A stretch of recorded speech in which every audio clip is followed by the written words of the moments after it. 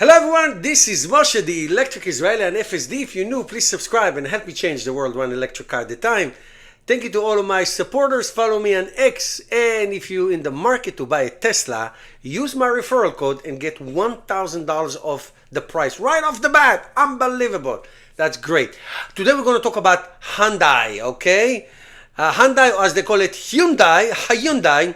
Did you know that Hyundai already has 10% of the United States market share in electric cars? Just for comparison, Tesla has about 50%, okay? 10%. That tells you two things. Well, number one, there's not too much inventory in America, meaning there are not enough choices, which is true. And they're really good cars. In essence, you have Tesla, you have Hyundai, and everybody else, okay? In Europe, they have all the Chinese, but we're not talking about it. Anyway, Hyundai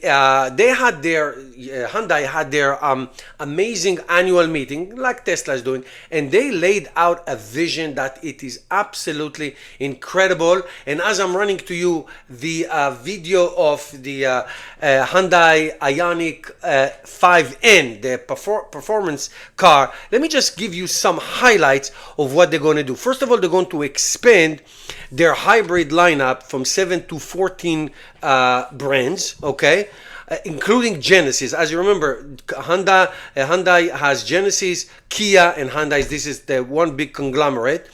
It is going to be a bridge. That's what they say, a bridge to full electrification, to a full new brand of electrification. By 2030, they want to have altogether 21 EV brands, 21 options of EVs in their lineup. That's very, very ambitious. They want to have a new cheap technology that has to do with safety. It's called NCM. In terms of batteries, that's important. They want to be like a game changer in mobility and go all heads on onto autonomous cars, and I think it's a great idea. I will have something to say about it in a minute, but I think it's a great idea. They're going to have new entertainment system in the new generation that's coming up, and it's also what's called open source. In 2026, they're going to have an HPVC that has a new architecture of very, very high performance car of SDV. Okay, it's really, really incredible system that they're going to have.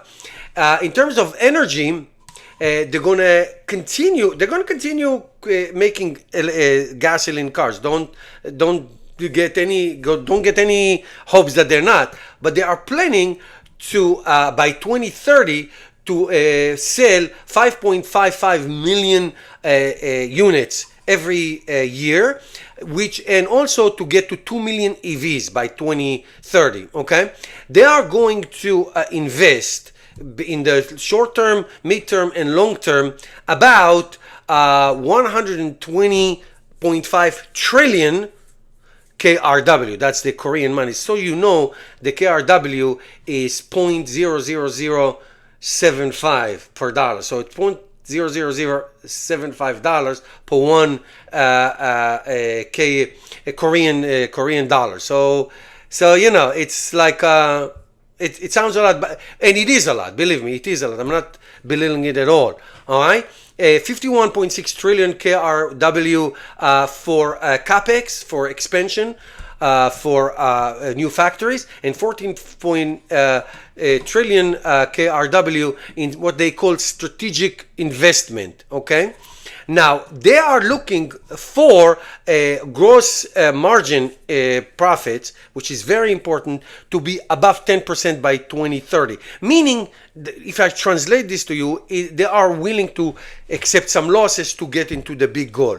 Okay, and also to have some kind of dividends and stock buybacks for their investors, and on and on and on that. So that is a very ambitious plan, I have to say, very ambitious plan. But first of all, Hyundai used to be crap. I owned a Hyundai when I was a student in 1920, and it was an absolute piece of crap, the most unreliable junk that I've ever. Not anymore. Kia, Hyundai, and Genesis are great cars. They are all over when I go into the auto show in New York. They make great cars. Believe me, this. Their car of the year is the Kia EV9, which is a 7-seater car. They're great cars. I'm telling you, not anymore. But one thing that is disappointing, they're going to go from 7 to 14 brands, segments of hybrid.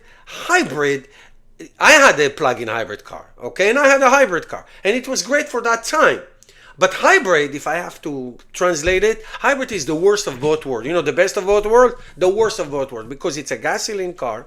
Okay, so oil changes, radiator, whatever it is that gasoline cars does, and battery and electric. So you have all these. It's a very complicated problem.